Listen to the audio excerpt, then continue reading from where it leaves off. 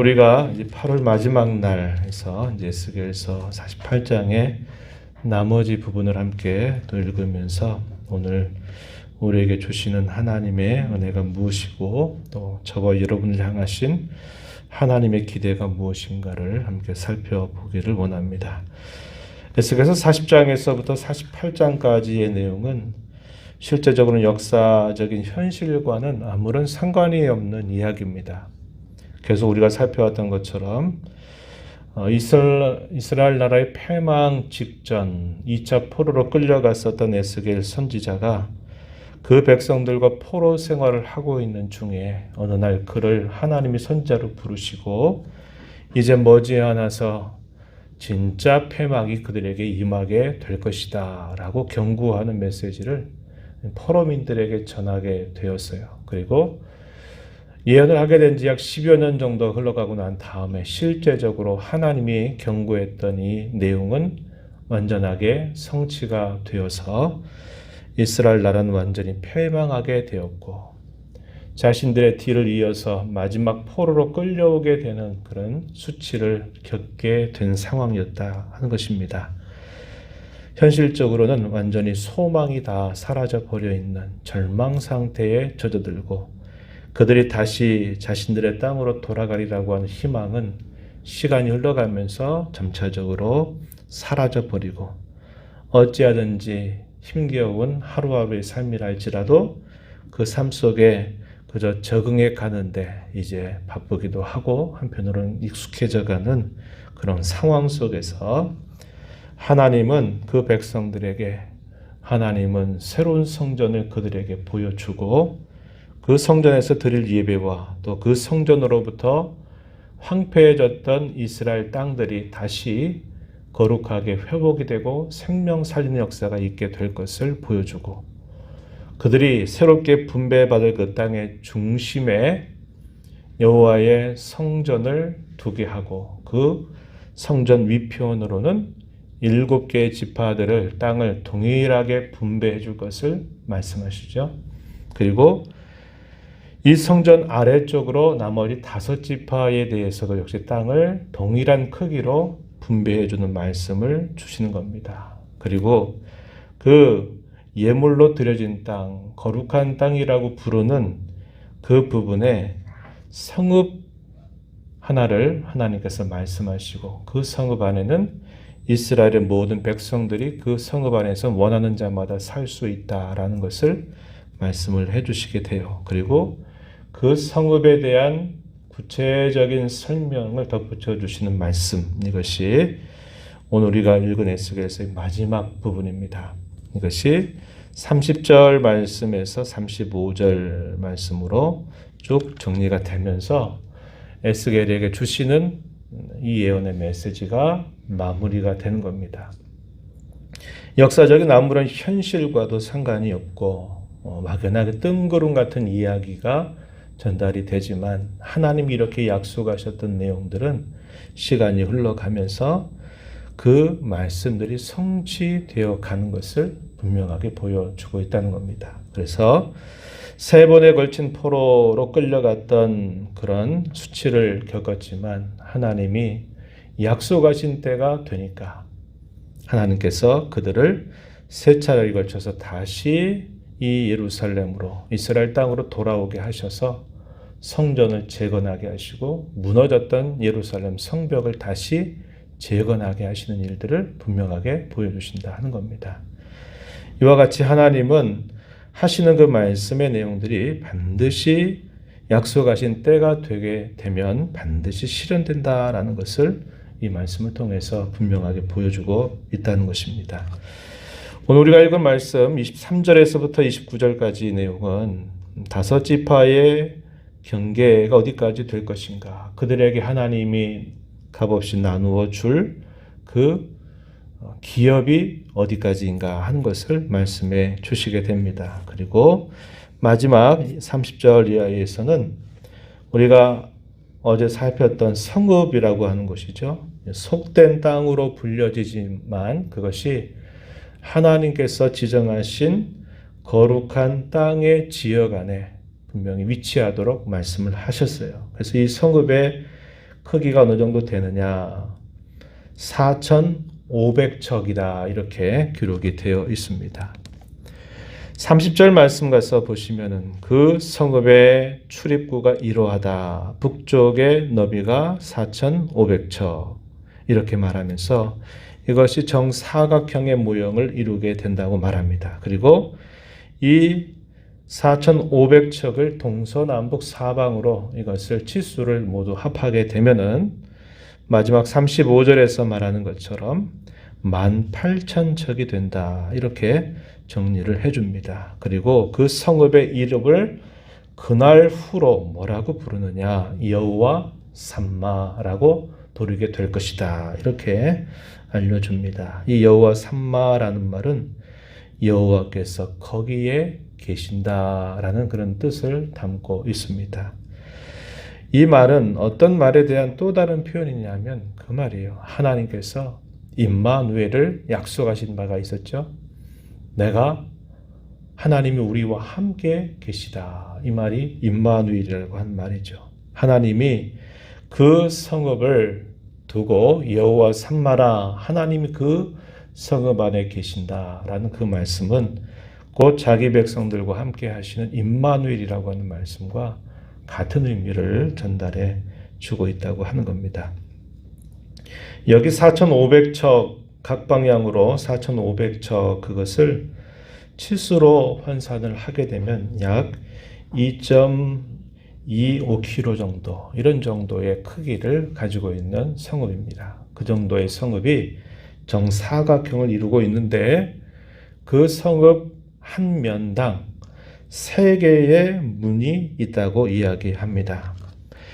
2절 말씀, 31절 가서 보시면 이렇게 말하죠. 중간 부분에 북쪽으로 문이 셋이다. 루벤, 유다, 레위 이렇게 되어 있고 동쪽으로도 역시 동일한 크기고 3개의 문이 있는데 요셉, 베냐민, 단문 이렇게 표현되어 있습니다. 남쪽 그리고 서쪽 동일한 크기로 나머지 6지파가 3지파씩의 문을 가지고 있다. 그래서 정사각형을 이루고 있다고 이야기해 줍니다. 이런 에스겔서의 이런 말씀들은 장차 하나님께서 모든 역사의 내용들을 완성하고 완성될 하나님의 나라의 모습을 묘사할 때 이것이 비슷하게 그대로 표현되고 있다는 것을 우리가 확인할 수 있게 됩니다. 한번 여러분 성벽을 한번 가보실까요? 요한계시록 21장으로 한번 잠깐 펴보시기 바랍니다. 마지막 부분에 가서 보시면은 21장 9절 말씀으로 가서 보시면은 새 예루살렘에 대한 묘사가 환상 가운데 사도 요한에게 주어지는데요. 21장 9절 보면은 이렇게 말합니다. 하반절에 이리 오라 내가 신부 곧 어린 양의 아내를 내게 보이리라 이렇게 하나님이 말씀을 해주셔요. 신부 어린 양의 아내 이렇게 표현합니다. 교회를 표현하고 있는 말이죠. 10절 가서 보시면은 성령으로 나를 데리고 크고 높은 산으로 올라가 하나님께로부터 하늘에서 내려오는 거룩한 성 예루살렘을 보인다.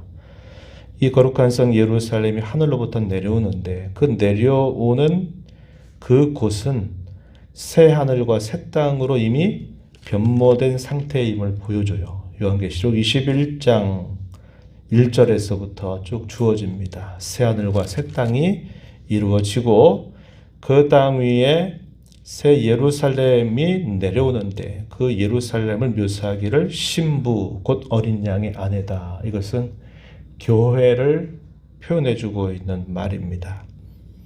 거룩한 성 예루살렘 이렇게 표현되어 있죠. 12절 가서 보면은 이렇게 말합니다. 크고 높은 성곽이 있고 12문이 있는데 문에 12천사가 있고 그 문들 위에 이름을 썼으니 이스라엘 자손 12지파의 이름들이다. 완성될 하나님의 나라 가운데 또 주님의 교회가 그곳에 내려오는데 그 교회의 모습이 보니까 마치 그 성곽에 각 면에 3개씩 지파들의 문이 있다는 것을 묘사해 주고 있어요. 이스라엘 자손 12지파의 이름들이다. 이렇게 돼 있고 13절에 보면 동쪽의 세문, 북쪽, 남쪽, 서쪽의 세문이다. 이렇게 표현되어 있고요. 14절 가서 보면 그 성의 성곽에는 12기초석이 있고 그 위에는 어린 양의 12사도의 12이름이 있더라. 이렇게 말합니다. 신약의 교회, 신약 교회의 대표적인 12사도들의 이름이 기초석이 되어 있다. 이렇게 표현해서 이 새 예루살렘이 교회를 이렇게 분명히 보여주고 있구나를 알려줍니다. 그런데 22절 한번 가서 보시면은 그 문들은 12진주 문으로 되어 있는데 22절에 보면 그 성 안에서 내가 성전을 보지 못하였다. 이는 주 하나님 곧 전능하신 이와 그 및 어린 양이 그 성전이시다라고 말합니다. 우리가 에스겔서 40장 이하부터 48장에서 본 내용을 보면 그 거룩한 땅의 가장 중앙에 성전이 있었어요. 그리고 그 성전이 있는 아래쪽으로 이 소위 성읍이라고 하는 것이 보여집니다. 그 성읍이 여호와 삼마라 부른다 이렇게 되어 있는데 요한계시록에 보면은 성전이 더 이상 필요 없다 이야기합니다. 왜냐? 어린 양이 바로 성전이시기 때문이다. 그 어린 양께서 그들과 함께 계시기 때문에 더 이상의 성전이 없는 모습을 요한계시록에서 묘사를 해주고 있다는 겁니다. 그래서 이런 면에 있어서 약간의 이런 차이, 변화가 있지만은 이 에스겔서 48장에서 묘사하고 있는 이 내용이 완성될 하나님의 나라의 모습을 보여주는 중요한 환상이 되고 있다. 이것을 우리가 살펴본다는 겁니다. 그리고 그 성읍의 이름은 여호와 삼마다 이렇게 부르는데 요한계시록에 보게 되면 그것이 곧 교회를 표현해주고 있는 말임을 우리에게 알려주고 있다 한 겁니다. 우리는 이 말씀을 보면서 하나님께서 우리에게 베푸신 은혜를 확인합니다. 그것이 뭐냐면 하나님께서 우리를 예수 그리스도의 대속의 은혜로 우리를 하나님의 자녀로 삼아서 그분의 나라에 속한 자가 되게 하셨다고 하는 것. 또 다르게는 주님의 교회에 속한 자가 되게 하셨다고 하는 것을 깨닫게 됩니다. 하나님께서 거기에 함께 계신다. 이 말은 하나님이 그 백성들, 그 자녀된 모든 신자들 속에 늘 하나님이 임재하셔서 그들과 함께 하신다는 것을 보여주는 말입니다. 하나님이 함께 하심으로 말미암아 견고하게 그들을 붙들어 주신다는 것, 하나님께서 언제나 그들을 인도하신다는 것, 돌봐주신다고 하는 것을 우리는 확신할 수 있어요. 오늘 저와 여러분의 삶을 향하신 임마누엘의 하나님께서 우리를 이와 같이 우리를 보존하시고 인도하시고 돌봐주신다는 것을 우리가 이걸 통해서 분명히 깨닫게 된다고 하는 겁니다. 이것이 여호와 삼마, 임마누엘의 복임을 우리는 알게 된다고 하는 것이고 이러한 하나님의 은혜를 받은 자로서 우리가 힘써야 될 일에 관해서 우리가 생각할 수 있는 것은 초두에 말씀을 드리는 것처럼 하나님이 약속하셨던 모든 말씀들은 반드시 그분의 때가 되면 이루신다는 것을 보여주셨어요. 우리에게 나머지 한 가지 남은 약속이 있는데 그것이 바로 하나님의 나라가 완성될 것이다 라고 하는 약속이 우리에게 남아 있습니다. 비록 오늘 저와 여러분이 살고 있는 이 현실이 그런 말씀과 너무나 동떨어져 있는 것처럼 느껴질 때가 있습니다. 그러나 그 옛날 포로 가운데 있었던 그 백성들의 절망적인 현실이 있었지만은 하나님이 때가 돼서 약속하신 것을 이루어 주신 것을 보고 시간이 흘러서 그 약속하신 말씀들이 성취된 것을 알고 있는 저와 여러분은 우리가 살고 있는 현실 속에서 약속하신 완성될 하나님의 나라가 우리에게 다가온다는 사실들을 우리가 분명히 믿고 신뢰하는 자로 오늘을 살아가는 저와 여러분의 삶이 되어야 하겠다 하는 겁니다. 약속을 신뢰하는 신앙이 우리에게 요구되고요. 또 우리가 하나님을 우리 가운데 계신 그 하나님과 함께 그 하나님을 모시고 하나님과 동행하면서 사는 것이야말로 우리가 이 땅에서 얻는 가장 큰 복임을 우리 이걸 통해서 깨닫고 하나님과 언제나 동행하는 자로 살기를 힘써가야 한다 하는 겁니다. 우리가 함께 불렀던 찬송가 438장 불렀던 가사를 보면은 하나님의 그 은혜가 우리 마음속에 임해서 우리 마음속에 하나님의 나라가 임했다. 이렇게 2절에서는 표현합니다. 그리고 3절 가서는 뭐라고 말하냐면 그 어디나 하나님과 함께 동행하면 그 어디든지 다 그것이 천국이다, 하늘나라다 이렇게 고백을 하고 있다는 겁니다. 마찬가지입니다. 우리가 이 땅에 살면서 하나님을 우리의 마음 가운데 중심에 모시고 살아가는 삶, 그것이 초막이든 궁궐이든 그 어느 곳이든 그곳이 바로 하나님의 나라가 이루어지는 현장이다. 이렇게 우리에게 가르쳐 주고 있다는 겁니다. 우리는 이 땅에 사는 동안 하나님을 모시고 섬기는 것이 복인 줄 알고 힘써가야 할 것이고 그분의 나라가 우리가 살아가는 곳 어떤 현장에서든지 하나님의 나라가 임하기를 우리의 사명과 본분으로 여기면서 힘써 살아가야 되겠다 하는 것이에요.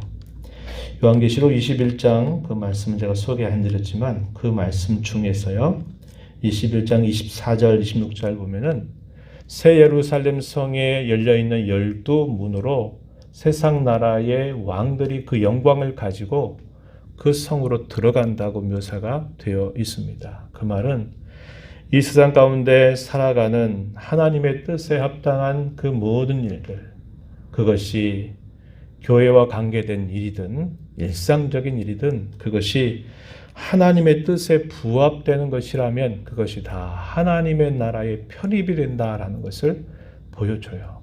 그래서 이 말은 우리가 이 땅에 하나님을 섬기는 사람으로 살면서 우리가 일상적인 삶 속에서 하나님의 뜻에 부합해서 이루는 모든 결과물들, 좋은 것들도 다 이 하나님 나라에 속한다는 것을 우리에게 보여주고 있다는 겁니다.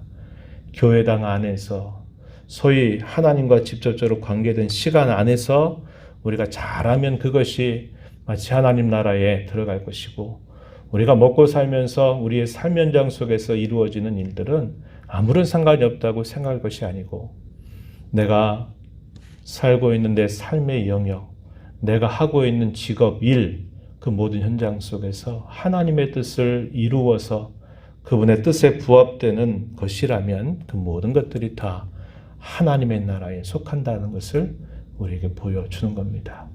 우리 이 땅에서 하나님의 나라를 이루어갈 사명을 받은 자임을 언제나 잊지 말아야 한다 하는 겁니다.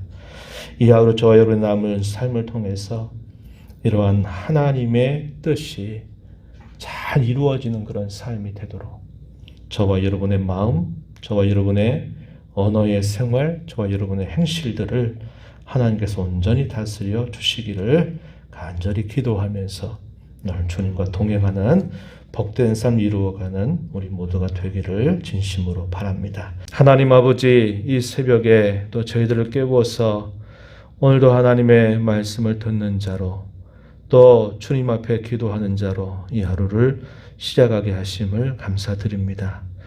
에스겔서의 말씀을 통해서 절망적인 현실 속에 있었던 그 백성들에게 보여주었던 그 환상 그리고 그 이상 그 예언이 하나님이 정한 때가 됐을 때 다 이루어 주셨던 것처럼 이제 저희들은 이 말씀을 읽으면서 하나님께서 우리에게 약속하신 한 가지 말씀을 바라보면서 오늘을 살아갑니다. 하나님의 나라가 완성될 것이고 그 영광스러움이 우리에게 약속되고 있다고 하는 사실들을 늘 믿음으로 바라보면서 하루하루 이 믿음을 굳게 믿고 살아가는 저희 모두가 되게 하시기를 간절히 바라고 저희들의 삶 속에 늘 함께 하신 하나님의 은혜를 알아서 저희도 하나님을 우리의 삶의 가장 중심에 모셔드리는 삶을 살게 하시고 아버지의 뜻이 저희들이 살아가는 삶 속에서 이루어지기를 언제나 기뻐하고 소망하며 주어진 하루하루를 살아가는 삶이 되게 하시기를 간절히 바라옵나이다. 은혜의 보좌 앞에 나와서 아버지의 은혜를 간절하게 구하는 모든 심령들의 간구에 귀 기울여 주시고 응답해 주시기를 바라며 예수님 이름으로 기도하옵나이다. 아멘.